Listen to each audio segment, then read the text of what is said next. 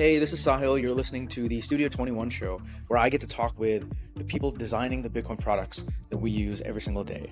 And today I got to talk to Stephen DeLorme, who is a good friend of mine, very prolific if you know anything about him. He's worked on a bunch of hackathon projects, a bunch of different open source side projects, in addition to his full-time job, which he's currently designer engineer at Voltage, wears a lot of hats, as you'll find out pretty soon. And before that, he even got a open source on Spiral, so lots to talk about there, you'll hear about. And yeah, just in general, I hope you enjoy. I hope you either kick back and relax or go on a walk yourself as we're walking and talking on the Austin Trail. So yeah, enjoy and join me on my walk and talk with Stephen. Thanks for coming on, Stephen. Yeah, thanks for having me. I guess we're getting started. Yeah, we're getting started. We're on Congress in Austin. It's hotter than the last episode, but not as hot as the episode with Paul, the first episode with Paul. That was 100 degrees and it was just, I mean, it was really bad. But I'm going to have to go through that again. So it is what it is. But it's nice. Yep, you're an Austinite now. Yeah, that's the way it is. So, but yeah, it's Bitcoin week here in Austin. I'm glad you made it down. The moment I heard you were coming, I was like, okay, I need to get you on because I've been trying to get you on and talk to you. There's like a million Bitcoin things going on this week. There's a lot. Yeah, this whole week. I mean, we had a design club on Tuesday, and then there was Bitcoin Club and BitDevs and Top Builder and all these things. Yeah. And I feel like you're more than most people. I feel like you're insanely prolific in the sense of, first of all, you probably won every hackathon out there. I think that's insane. Well, it's not me. It's Atlanta. That's what the rule is. It's that somebody from Atlanta has to win every Bitcoin hackathon. So who else? Like Alex, maybe? Alex and Nitesh? Chad and Nitesh. Yeah. So yeah, we just there's always somebody from Atlanta that wins a Bitcoin hackathon. But But yes, I've got a couple wins under my belt. It is pretty cool. And you were at ABDC, which is awesome to have you there. Was that your first design club or? No, actually, no. I was up there. Didn't we co-moderate one together back in 23? We did. Yeah. That was back when we were working on the Voltage kind of V3 UI redesign. Right. We got a critique of that there. We did. That was awesome. And I have so many things to ask about Voltage that I've never actually talked to you about, which is part of the benefit of this kind of thing. Is it's like a venue for me to ask questions that I've always had. Yeah. But yeah, I mean, a lot of this stuff, you've been prolific in terms of the outside of work, right? Like I remember 12.cash. That is that what it's called? 12? Yeah, that. Yeah. And then there was I feel like in one hackathon you did like a music thing. That was Pleb FM. So that was kind of Alex's brainchild, and we worked on it together. We worked on that actually at the Sats by Southwest Hackathon in 2022. Yeah. And that was like the first, Atlanta win, and that's kind of what created a lot of the energy that turned into ATL Bill Lab. Got it. Just that first hackathon that we won together. Yeah. So there's a lot of that, and then one more thing I wanted to mention was we could cross. We're trying to get on the trail. It's probably a little bit loud here, but that's the charm, I guess, of this. I mean, the lav mics, they do their job. I think they do. You can use AI to remove everything. Yeah, and I have a great editor who's going to do a great job. So, but yeah, the other thing I wanted to mention was I saw you had this thing with, let's walk down. Yeah, let's go this way. All right. You had a thing with Pleb Lab. You did this demo, like UX for the streets is what you called it. Oh, yeah. And I watched the thing and I was like, this is really cool. Actually, go this way. Yeah, this looks like a trail. Yeah, it was really cool because you were it was like a live user research session, but yeah, it was live. And you were building it, you were iterating live. Yeah. And you were using a ton of AI. And it was just wow. And because I heard it was cool. So somebody told me about it. I think it was Carr or someone. And I just had it in my bookmarks. And then before I did this, I was like, I have to watch that. I can't talk to you and not have watched that. And I was like, oh, this is really cool. So yeah, how did that go? What was that like? It was great. I was a mentor for the Top Builder program, and for anyone who maybe hasn't heard of that, it's like a startup kind of competition that it's put on by Pleb Lab. So I was supposed to be mentoring the competitors about their UX, just kind of if they wanted to reach out for feedback, and some people over the course of a project.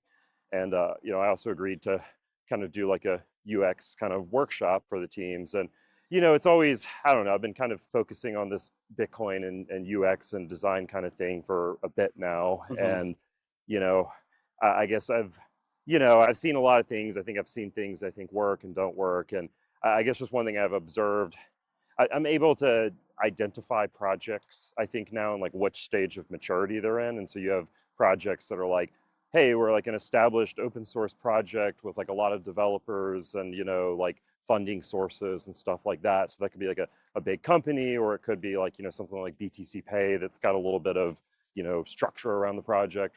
Then you got some projects that are just like an open source project with like a couple of contributors. And then you have the stuff that's like open source project or startup with one person. And it's just like, I'm looking at this like, competition, the top builder competition. I'm thinking like, I don't want to go in and like give all kinds of design guidance or really dig deep into all these like Bitcoin wallet, user flow examples with these people when most of the teams don't have a designer to begin with. And in addition to not having a designer, even if I did give them some kind of like, I don't know, design tips or feedback, it's like, does one stressed out engineer even have the bandwidth to even implement, what we're suggesting? So I thought the best thing I really equipped them with was just a mindset of getting their projects in front of users, getting feedback, and trying to come up, identifying problems and then trying to come up with solutions based on that.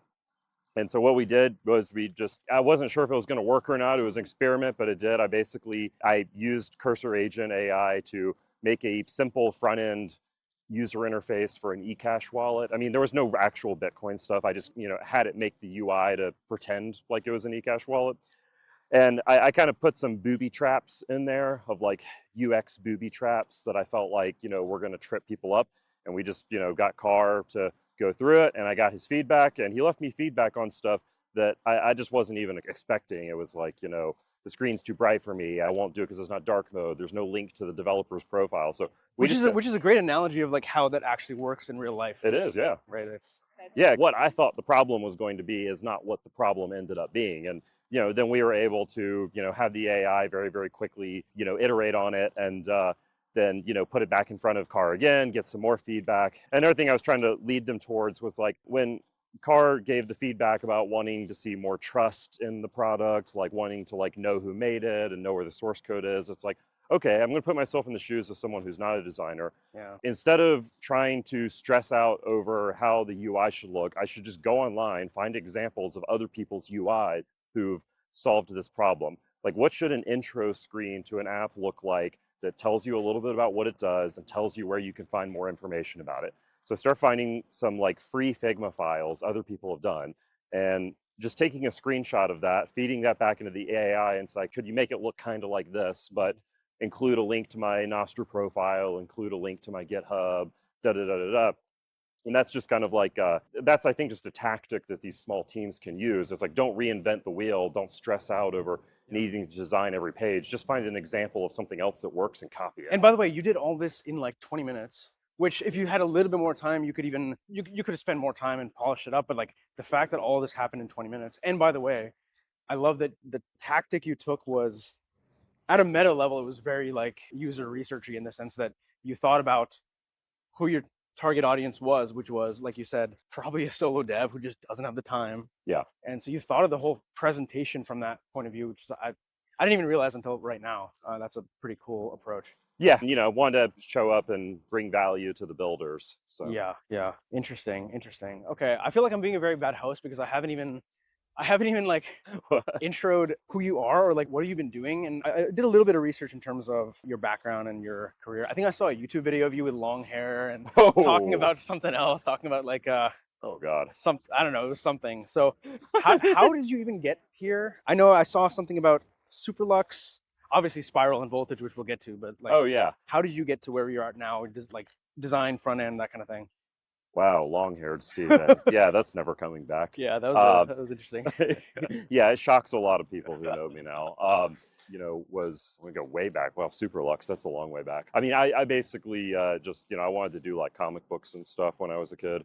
I was really into like storytelling and all that kind of stuff. And so I wanted to try and get into comic book art and all that kind of stuff. I actually used to self-publish. So when I was a kid, so we would, me and my friend Jesse would like make our own comic book series together, and we would, I'd illustrate them and we would like print them at like, Kinko's. Well, it's called FedEx Office now, right? But I had to learn like all these like skills, like to like lay out all this artwork and stuff. For example, like how to lay out the print spreads so that when you run them through the copy machine, you can then fold them over and staple them and they'll all be in the right order. And then I started to learn how to make websites. It was like, oh, I've got a comic book series. I want to make websites to promote it, right? So I had to like start learning HTML and all this kind of stuff. And then as I got, started like ramping things up, it was like, oh, now I need to learn Adobe InDesign and like learn how to get more efficient. So I ended up having to like learn all these like kind of deep technical skills just out of necessity to do what I wanted. And as I started, getting ready for college, my parents steered me towards graphic design because it's like, well, that's, art you can make money off of basically. And so I went to go to get the graphic design degree, went to GSU, and it was like very small, but very tight-knit design program. It was like very competitive to get into, just like at least in terms of like a, kind of small, I shouldn't say small, but like it was a small design program compared to like other design programs in the US, right? So it was very competitive. They made you like compete to get into the program. It was very foundational, made a lot of friends in that program, really was a kind of challenging environment. And when I was there, I got into motion graphics. Like that's where I used Adobe After Effects for the first time. And that's kind of, I was like, I kind of made the transition from my side hustle being comic books to being like animation and like music videos and stuff like that. Like me and my friends got really into like indie filmmaking and stuff. And all this time you were studying graphic design? Yeah. And see, I didn't know that. I didn't know you had like a graphic design background. Yeah. So and this was in like 2012 when I graduated. So it was kind of like terms like UX and UI were kind of just being formalized. Yeah. Like I feel like a lot of people were still calling it web design. Yeah. So I got this internship at this place called Superlux because we had to have an internship to graduate with a design degree at GSU. And really cool, locally owned, like small agency. Mark Falls and Lauren Falls were the owners, and Lauren unfortunately has since passed away, but Mark is still running Superlux, and so it was great, like small place. I worked really hard at it, and I enjoyed the working on motion and getting to work for different clients and stuff. So eventually, after college, I ended up joining them full time. Long story short, and I did that. I worked there for about 8 years. And I got to work with like AT&T, IBM, a lot of IBM stuff. Sometimes I'd cut TV commercials for like, lawyers and, flooring companies, but it was a lot of like B2B tech kind of stuff. And because I had like knew how to like code websites and stuff, I kind of gained this like, I don't know, knack while I was there for being able to tell stories about these like enterprise cloud offerings because it was like, all the other people I was working with were artists, great artists, right? But they didn't like kind of understand, like when somebody would ask us to direct a video about like how good this cloud hosting option is, or this high performance compute option, or this, developer code platform, they weren't able to like understand the details of it enough to like tell a story about it. Yeah. So I had to get really good because I had done web development. I was able to like get in the headspace of the customer a little bit, and I kind of just gained this knack for being able to like tell stories well about enterprisey, techie, cloud, B2B kind of stuff, and that kind of became my niche. And to kind of wrap this up, the story about, eventually just kind of needed to do my own thing. Eventually you just need a change in life, right? So I went freelance for a bit. And while I was kind of freelancing for a year or so, like I discovered Bitcoin in 2016. And while I was in the middle of freelancing and like, the COVID lockdown was in place and all that, and everything was closed, I just, I started really taking, Bitcoin a lot more seriously. And I had been studying it for many years, kind of futilely trying to wrap my head around the technical concepts. And that's kind of really where 2020 is really where it kind of, clicked. Yeah. And that's when I made the decision that like, okay, I'm actually kind of tired of, freelancing all the time. I want to actually work on a project related to Bitcoin. And that's how I kind of accidentally stumbled into the Bitcoin design community in 2021. And, I did that worked with a lot of great people in the Bitcoin design community. I was under a Spiral grant, and then I ended up Voltage as their product designer, and wear a lot of hats because it's a startup. But yeah, I had no idea when I was, going down this path in life. It's weird kind of getting from comic books to agency life to then into a, decentralized, censorship resistant money. Well, one thing you said about like the agency thing about like understanding more about like this weird niche of B2B, like maybe you could argue boring, like technical things. I feel like there's kind of an analogy there with a lot of Bitcoin designers where Mhm. not that you necessarily have to, and a lot of products you don't. Like maybe a Cash App, maybe you don't necessarily need to, but Mhm. some products, maybe you can argue like voltage or things like that. It probably helps to have a similar level of like understanding, I guess. Yeah, I think I try to take that experience doing the B2B tech stuff into Bitcoin because there really is, like you said, it depends on the product you're selling, right? Like if you're dealing with something at Cash App that's very consumer, Yeah. and it's kind of like it's kind of the same thing. Like designing a UI for Cash App is also kind of like a little bit like doing a commercial for deodorant or Okay. something like that. In that like it's a product that a lot of people are going to use. Maybe right? it's easier to put yourself in the shoes of that customer. More people can probably do that. Exactly. It's easier as a designer to put yourselves in the shoes of that customer because like even if you don't personally, if you're designing a commercial for Cash App, maybe you don't use Cash App, maybe you use Venmo, but you get the basic idea. It's an app that like lets you do money stuff. Hey, just a really quick break to tell you about the Studio 21 newsletter. If you're interested in Bitcoin and design, every month I highlight a few key pieces of Bitcoin or design related news or education. I think you're really going to find it valuable. So if you're interested, take a look. Go to sahilc.com/newsletter, give it a subscribe, and look forward to seeing you there. Now back to the episode. And then like similarly, again, it's like even if you're making a commercial for deodorant, it's like like maybe it's not your brand, but you probably use a brand or something, right? Yeah. So, but then when it gets into like the B2B stuff, it's very weird because it's like if you're not in that industry, you may not know what the norms are in that industry or what the needs of these customers are. And it starts to become very complex because the needs of the customer and the end user are not always aligned. Like, for example, when you're doing B2B, it's weird because sometimes the decision maker who's going to actually make the decision to purchase the product isn't going to be the same person who's using the product. So true. And probably in most cases, it's probably like the CTO or someone who's Yeah. signing off on like Microsoft Teams, and everyone else in the company hates Teams or Yeah. something like that. Yeah. I feel like it's usually like that. And that's actually a really good point because now that I think about it, if I'm just thinking of Foundry, like my experience at Foundry, which is like a enterprise mining company, it took me a while, and I'm still on that journey of like really understanding my customers, which just doesn't come natural to just be like understanding the needs of a freaking enterprise Bitcoin miner. It's just like it doesn't come as naturally. So yeah, that's an interesting point. It's like it's harder to empathize. Yeah. It makes is. it more of a challenge. Yeah. So Do you get to go and like interface with any like mining pool operators or any people like that? I would say mostly miners because the customers are all miners, right? Like the biggest like publicly traded miners, those kind of things. And yeah, I mean, some of the numbers are just so big. Obviously, I can't talk about just like huge numbers and the things they have to deal with and their needs. And obviously, I'm not a miner. I've never been a miner. So yeah, a lot of it is just it's just been months of trying to understand what their problems are. And it's not as easy as maybe, to your point, something we're more familiar with, like a banking app, which we all use. Yep. Yeah, that's fascinating. Okay.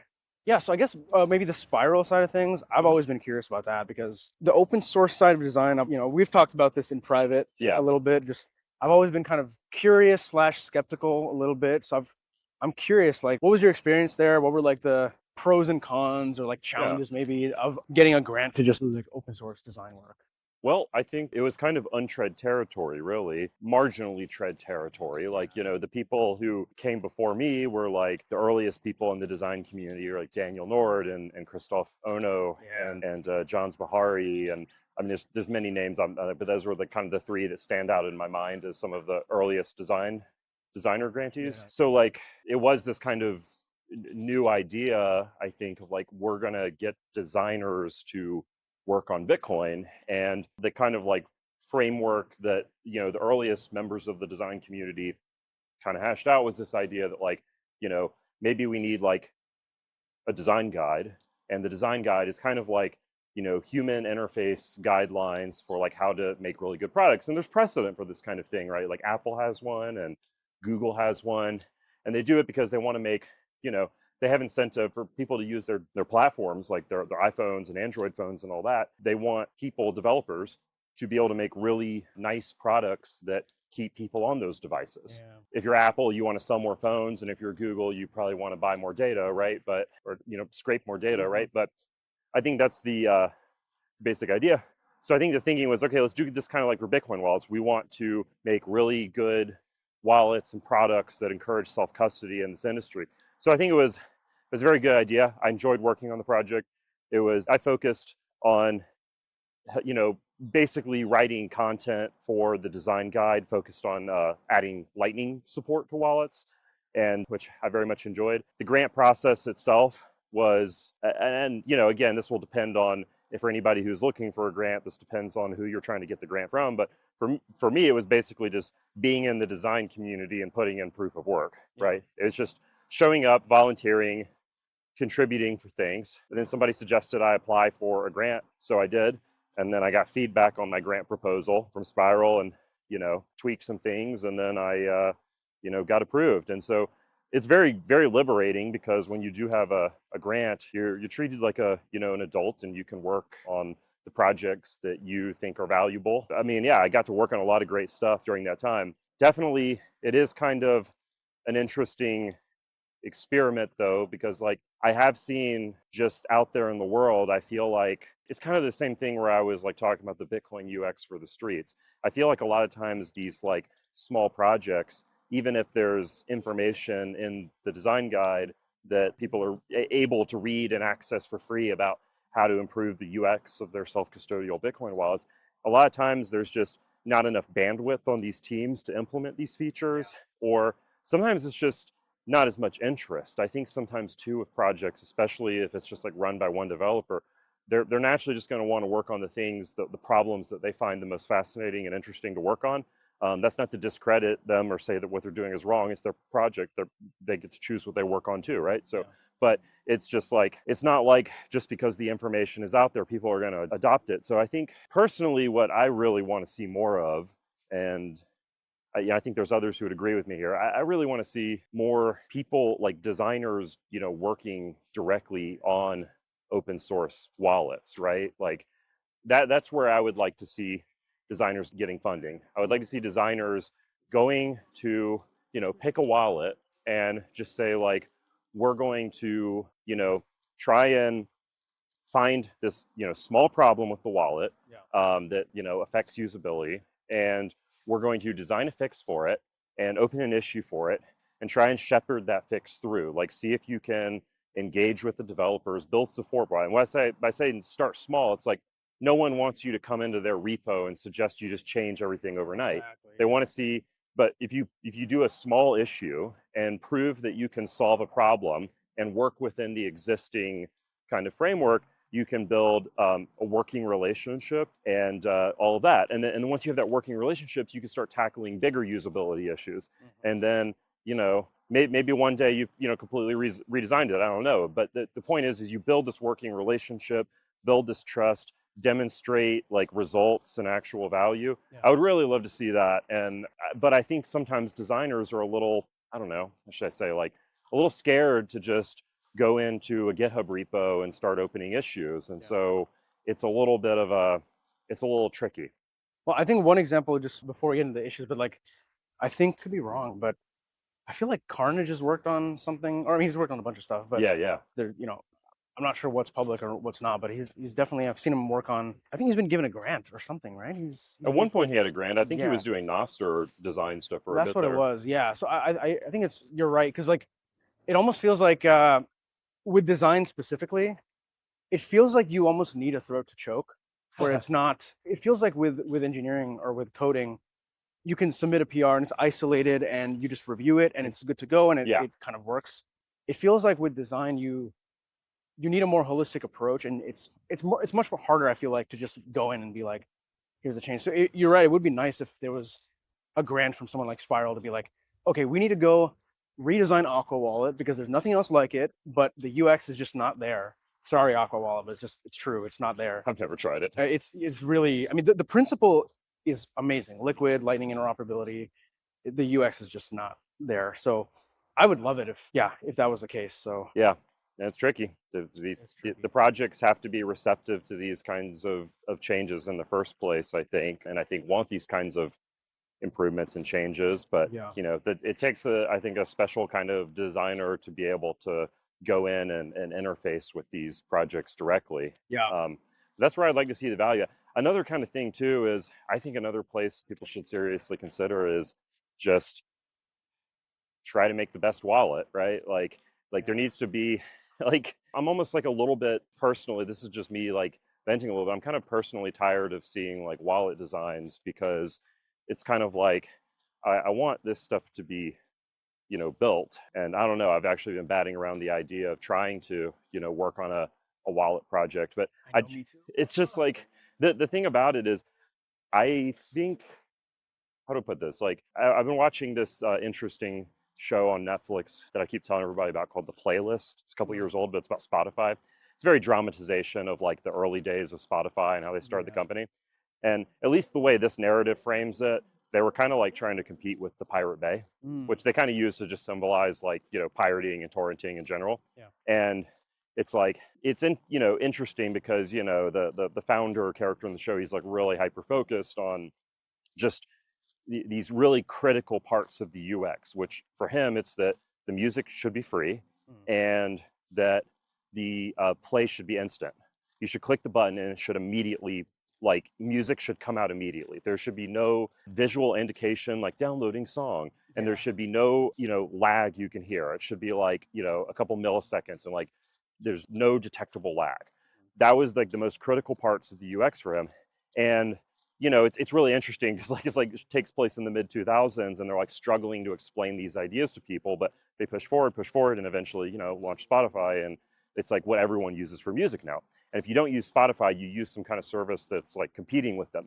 So what I think is interesting about the story is that if you make a product that completely changes and like, By the way. oh yeah, if you make a product that just completely redefines like what is considered to be good and acceptable, then if you force everyone else to catch up. So like it wasn't this sort of thing where there was like, oh, we need like UX guidelines about like what streaming content should be like. It's like, no, we're just going to build the best damn streaming player in the world and show people what is possible. And now Apple's forced to catch up. Now they have Apple Music. It's just like it. There's Tidal. I mean, yeah, these things have differentiators, sure, and different network effects, but they're basically all kind of replicating. It's like a step function, and then it's step function increase, and it's. Yeah. So are you thinking of that in relation to Bitcoin wallets in terms of you want that something that is that step function? Or yeah, I want a Lightning wallet that is like self-custodial, that is completely self-custodial and is a pleasure to use. Maybe we're getting too in the weeds, but you wouldn't consider,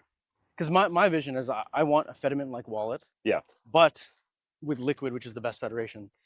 So, and that's what Aqua is. That's what this new wallet called Satoshi. That's what that is. But none of them have a good UX. Or Mi Banco, right? Mi Banco from the I've heard about from Jesse, the Amboss guys. Yeah. It's all just like Liquid under the hood. Yeah. Using bolt swaps for Lightning. To me, that's like currently the optimal model where it's kind of quote unquote self custody in the sense that you hold LBTC tokens. Yeah. Insofar as you trust that, but under $1,000, like sure, yeah. And it's swaps with Lightning. Just don't ever bring up Liquid ever. Yeah. Oh, totally. I mean, so what's your vision? I don't know, because it gets really deep into the technical weeds, and I'm, there are some of these technologies where it depends on what side of the bed I wake up on, how I feel about it. I'm actually, really love Fedimint. I think it's a great idea, but you do have this problem of who's going to run the federations and what's their incentive, and it becomes problematic. Like, I think in theory it's a really, really great idea, and I love the Fedimint project. And I think the UX hurdle with Fedimint is actually trying to make the Guardian onboarding experience, and that's not just making the UI like really easy and slick. It's also about like how you get these make it easier for people to run these servers, which probably it's like that's in and of itself is just a huge challenge, I think. Well, that too, but not to interrupt you, but that too, but also just like the switching costs between federations. I think Fedi has a decent notification system, but there's got to be a way to like auto sweep into another federation, just like or have, I know this is like legal issues, but like default federations have to be a thing, Yeah, that could be a thing. And so yeah, Fediment is like very, very promising. I like Fediment. Yeah. I've made a couple of like design contributions, very tiny design contributions over the years. I like it, but it's not like I'm not banking everything on that solution. Liquid is interesting. I think I don't distrust Liquid necessarily. I just think it is at the end of the day, this just kind of, you're trusting somebody else to run the ledger. And I think, as long as we kind of trust these, 15, as long as not all of these 15 members of Liquid are evil, then I'm not saying any of them evil. I'm a little out of breath right now because we're walking bar, but it's like hypothetically, members of the Liquid Federation were to become evil, I think it's okay as long as one of them remains good. So I don't know, but it's just one of those things where I'm like, Lightning is so fascinating to me because people hate on it, but it's the one layer 2 we have that is just like getting a ton of traffic, and it's great for privacy. Like the thing is all this like FUD comes out about like how nobody's using Lightning, and like, oh, look at these low numbers, and it's like, no, that's the point. You can't actually see most of the activity that happens on Lightning. At Voltage, we helped out Fidelity Digital Assets with a report that they were doing on the Lightning network, and you can read into some of the details there. But yeah, people are using Lightning, and it's the only layer 2 we have where you can get your funds into the layer 2 and get your funds out of the layer 2 without asking anybody's permission. And that's super powerful. And so I don't know. I'm glad Liquid is an option. Yeah. I'm not banking everything on it. So actually getting to Voltage, because I did want to talk about that. Yeah. I'm obviously not a customer of Voltage. I think I'm not the audience for that, but I wanted to talk about a few things. Okay, obviously there's the obvious question, which is like there's challenges to designing for self-custody-ish Bitcoin. I think Voltage is, as far as I can tell, more on the self-custody side than maybe more of the Lightspark, which I believe is more custodial. I think Lightspark it's a similar end goal, right? I think Lightspark is interesting. Yeah, I mean, I can talk about this. How do you differentiate if it is similar? If I'm right that it's similar, how do you differentiate? And like from a storytelling point of view. Hey, just a really quick break to tell you about the Studio 21 newsletter. If you're interested in Bitcoin and design, every month I highlight a few key pieces of Bitcoin or design related news or education. I think you're really going to find it valuable. So if you're interested, take a look. Go to sahilc.com/newsletter, give it a subscribe, and look forward to seeing you there. Now back to the episode. Yeah, I mean, Lightspark is interesting because I'm not entirely sure what to make of their product. So I'm glad to see, big companies taking Lightning seriously, huge, right? Yeah, like huge players, yeah. We need that. I know they've been doing something with, because their offering is a little complicated. I know they use, I've actually tried running their product before, and you can kind of get like a Lightning node in the cloud sort of thing. It's not like the Voltage one. It's like a kind of a custom one that they made. I think it's like built using LDK or something. And so they will give you this basic, like this kind of like Lightning send receive functionality. And, that is very intended for a business like developer audience, right? They have this thing called Universal Money Address, which started as a fork of LNURL, but now it's a little bit confusing what it is exactly. I personally found the website a little vague. There's some compliance built in, I think. Yeah, I think it's supposed to be like a Lightning network where it's like, oh, these channels are all like compliant or checked or something. I don't know. But yeah, so, regardless, I'm glad to see like, big companies taking Lightning seriously, and that's good. Voltage, historically, Voltage has always encouraged people to work a lot closer to the core Lightning and Bitcoin protocols, right? Right. So since Graham founded the company, like the flagship product was hosting L&D nodes for people and trying to make it easier for people to run L&D nodes in the cloud, but set up in a way to where, Voltage doesn't know your private key. We just have an encrypted copy of your macaroon, so you can access, you can decrypt it with your password and access it remotely. Do you feel like that makes it harder though? Because if you're competing with someone like a Lightspark, who again, I could be completely wrong. I assume it is not self-custodial. It's got to be a lot easier, right? Because I'm just thinking from like a Stripe. I'm always trying to think of like what's the analogy? Sure. I'm thinking Stripe is probably a similar analogy to voltage in With a terms K of, or a P?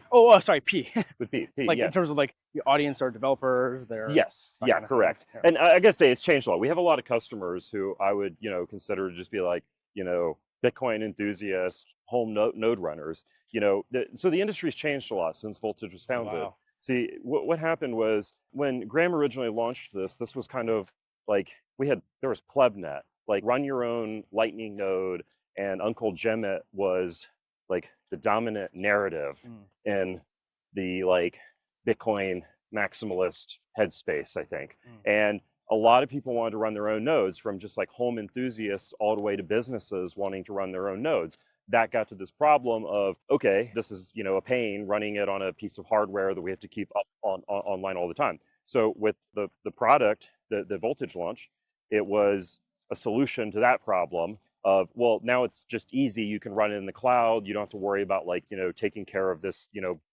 computer boxy thing in your living room with all the cables. For businesses, it was like, okay, we'll give you enterprise uptime, like what any business would expect from their kind of computing arrangement. So within that narrative of run your own Lightning node, it was a UX improvement for a lot of people and a lot of businesses. Now you flash forward now to 2025, I gotta say that narrative is fading. And, I think people are starting to realize, running a really highly performant like business Lightning node can be an inconvenience, can be hard. And a lot of businesses aren't wanting to run those kinds of infrastructure anymore. So it really is changing. It's more, a lot of businesses really want to support Lightning, but they need it to be easier. And so we've been listening, and I can't go into too much details right now because we haven't launched the product yet, but it will be very soon. But we are working on a brand new product that will address a lot of those concerns.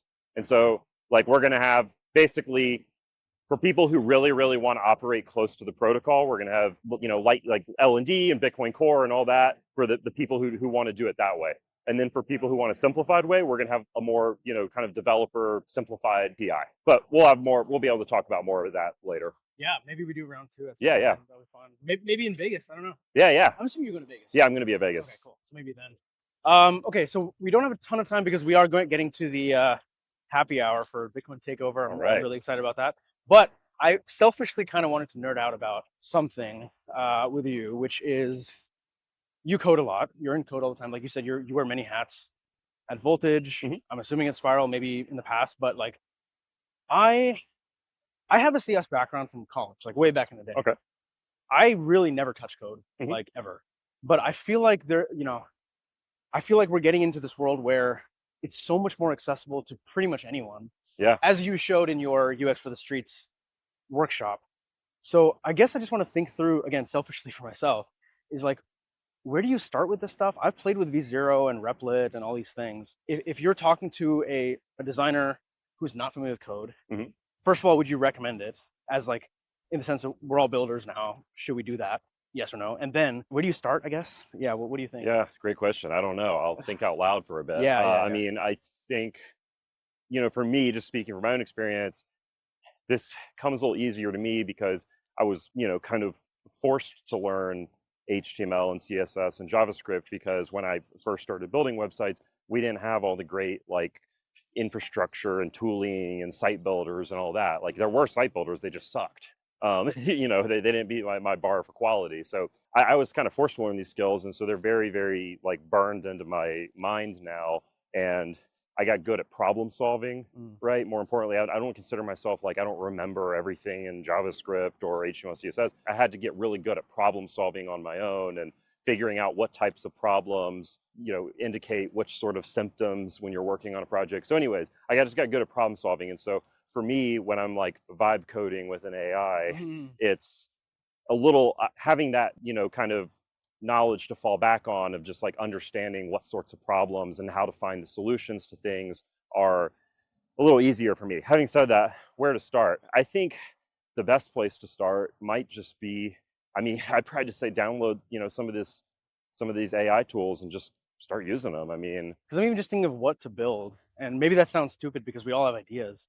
And maybe the answer is literally just like, I've even thought of just like take a week off of work and just make a plan of like, almost like a hackathon. Yeah. Right? Like you have a week hackathon. It's like the first day I'm just gonna think of ideas, and then the next day I'm gonna start talking to VC. I don't know. I think it might be good to just maybe start simple and just try and set a simple goal and see if you can get the AI to ship that end to end. I think that's actually what I would suggest is try to do something end to end. And so let's think about what that means. So like from the designer perspective, that might be like, okay, you're not going to design every single page of a website. You're not going to design like a full brand library and design system and all these kinds of things.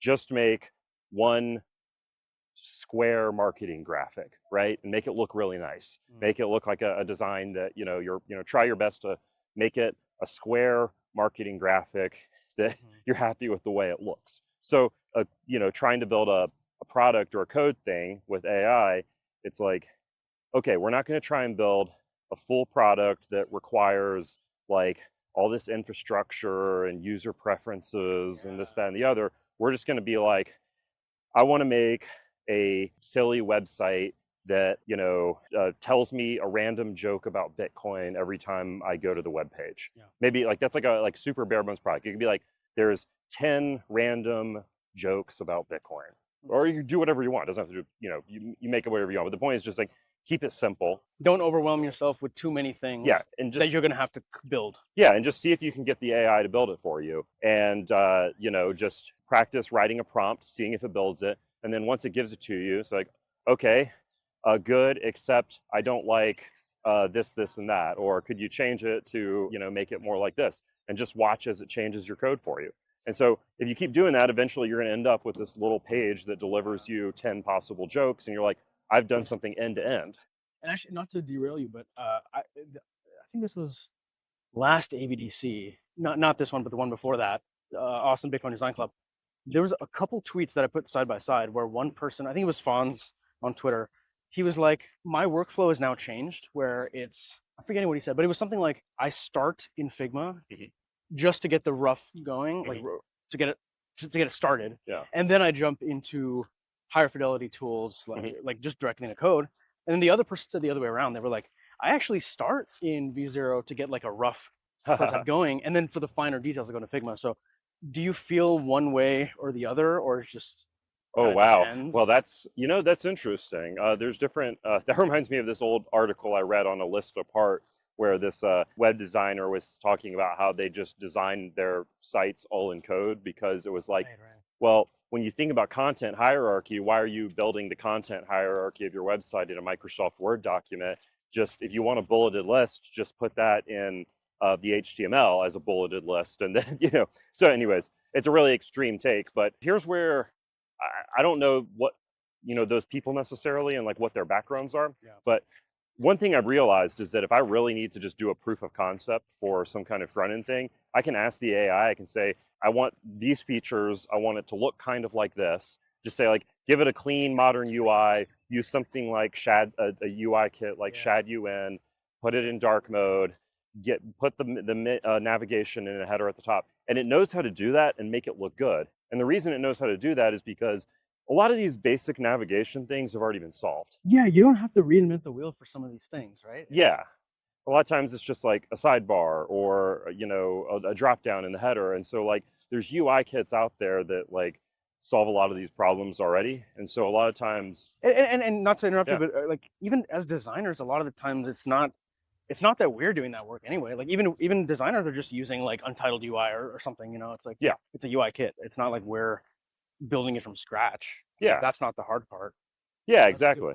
Yeah. And so like a lot of times these AIs have been trained on, code bases, like the code they're looking at is actually code that creates nice looking, UIs. Like if you paste in a link to a documentation page on some UI kit, it can usually like Cursor Agent can usually like read what's at that link. And well, if the code samples on that page are probably code samples for pretty UI elements. So it'll come out looking okay a lot of times. And so I can kind of see that perspective. And especially if it's a person who finds that part frustrating, the like just getting a nice looking skeleton, I can totally see why someone would want that. That's so interesting. Yeah, it's kind of inspiring me to pursue that because It's almost like, it feels like almost now you need to, you definitely want to be a generalist, but you want to have some specificity in terms of like, either you're a insanely talented visual designer, or you need to be able to build this stuff. I mean, like, it kind of feels that way. I don't know if that's true, but it's starting to feel that way where it's like, Yeah. if you're just in this no man's land, it's fine, but I don't know. It feels like you got to be one way or the other now. Oh yeah, I mean, really, design is changing. It really is. I'm gonna on the BitLab podcast, we're gonna have live going soon a talk I did at our designers meetup called AI will not replace you, but a senior designer using AI will. Yes. And it's because really what I'm realizing across engineering and design and elsewhere, it's like what's happening is that people earlier in their careers who are not adopting these tools are missing out, whereas the people who are senior and have been doing this for a lot longer are adopting these tools, and they're already moving faster because they're more experienced, but now they can move 10x faster. Yeah. And they can 10x the quality and quantity of their output. And so I actually think it's one of the greatest times alive to be a generalist, because I think that when you're a generalist, like a specialist would be like, in design, we have plenty of specialists, right? Like people, it's like, I'm an illustrator, I do this Icon designer. Yeah. Yeah. Hey, yeah, icon designer or content strategist or, whatever it is, motion design, interaction, motion, that kind of stuff. You can have all kinds of specialties, but if that's all you know how to do, that's going to be very difficult with AI, I think. Whereas a generalist is really good. Is like, you're maybe not incredible at, any one of these things. You're not the best icon designer or the best painter or motion designer or whatever. You know how to do all of these things to some degree. And really importantly, you know how all the pieces fit together. Yeah. And that's really, really important, is because, I was getting a lot of like people like asking me like after the AI hackathon the other day, like, oh my God, how did you do this? You worked with like a bajillion AI tools. And it's like, the answer is, well, because I know how the pieces fit together. And when you know how the pieces fit together, you're actually just letting the AIs do all the work for you. And you're, as the generalist, are very deftly assembling everything. And also, when you say the AIs do the work, this sounds like, not to diminish humans at all, or to say that humans are like robots or whatever, but it's almost like you're like the director, and some of these are going to be AI agents. Some of them are going to be humans. Like you'll work with a freelance motion designer. You'll work with a freelance icon guy. Oh yeah. And also with Claude. Absolutely. So wow, that's actually fascinating. Because you're going to have like, with any kind of like really big creative project, you're going to have like, let's say like a creative director or an art director or some, whatever the job title might be, that's kind of overseeing a project. Or like if it might be a movie, it might be, you might call them just director, but whatever it is, in any kind of project, there's going to be this person who oversees the assembly and the final delivery and all of that. And that person has the, not just authority, but also the ability to direct all of the people working on that project, and the ability to, give the feedback that that person needs to hear in the way that they need to hear it in order to deliver something great on that project. Yeah. That's like, whether it's, something technical or whether it's something creative, that kind of ability to direct is super critical. So yeah, I agree. It's like it's kind of just like now there are some functions that you're replacing with AI now, but you still have to, at least for the time being, you have to direct those AIs, and you need to, know how to work with them and express your asks in ways that actually get what you want out of them. Yeah. Ooh, I feel like hours of stuff left. I want to, like, we absolutely have to do part 2 and part 3. Yeah, sure. Point. But maybe, I guess, we're getting close to Congress Street, which is going to get loud and obnoxious because it's South by time. I guess what's next for you? Where do you see like growth potential for you? Like what's next? And like, what are you thinking about next? Because like I told you, I'm thinking about AI stuff, building things. What about you? Well, really trying to just streamline things at ATL BitLab. We've launched a podcast now there, Sovereign computing show. Sovereign computing, but also we're recording a lot of the events, like the meetups that take place, a lot of the Bitcoin meetups and stuff like that, and trying to make it so that content doesn't get lost. I want to do that for Design Club too, and we have someone who's working on that. So yeah, good point. It's definitely been a challenge getting, it's especially with the amount of content we're now producing, it's becoming a challenge. So really, just like personally trying to get better at outsourcing and getting help with projects and stuff like that. Yeah, because I tend to be sometimes I tend to be a lone wolf with the way I operate. So yeah, I'm really just like personally trying to improve in that regard. And, but the expected output is that I'm hoping we, are able to really, keep cranking out content at ATL BitLab for our community and the, global Bitcoin and freedom tech ecosystem. And then, I always have like an open source project that I like to work on outside of work. And, I'm still trying to, push things forward with BIP 353 and 12 cash. Okay, so that's like a unified payments kind of thing. And actually been partnering Bitcoin Design Foundation and BitShala have kind of partnered up. They're offering these fellowships to designers who want to work on open source projects. Yeah. So I'm working with a talented young designer from BitShala named Diksha, who's been working, helping out with 12 Cash and some other open source projects we got going. So trying to, kind of keep that project rolling along. And after that, I don't know, we'll see. Maybe we'll go live with BitDoom. Oh yeah, we didn't even mention that. That was the winner, that was the winner of the hackathon, which was a game, shooter with integrated Bitcoin somehow. It's that'll be fun. Okay, so I guess like I said, we're definitely gonna do part 2, part 3 at some point. Where can people find you? I guess Twitter, Nostr, and then is there anything?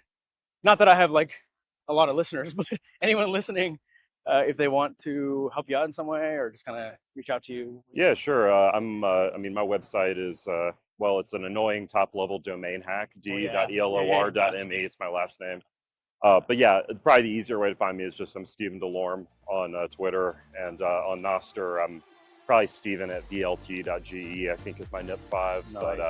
But I'm not super active on social media. I mostly just repost and retweet and stuff like that, but I can be messaged there and contacted there. Okay, cool, man. I think that's all we got. Finally got you on. It was great. Yeah, this has been great. This has been a long time coming. Thank you so much. Yeah, thanks for coming on. This is a really cool format for a show. Talking. No, definitely. Well, see you guys next time. Peace. Later. Yeah. Okay, that's it for this walk and talk conversation on Bitcoin design. Hope you found something interesting from it. Hope you got some interesting nuggets. If you liked it, and if you want to, feel free to give it a review, share it with someone else who might find it interesting. And genuinely, if you have any feedback, I really, really want to hear about it, positive or negative. So find me on Twitter at SahilC0, and I look forward to seeing you next time.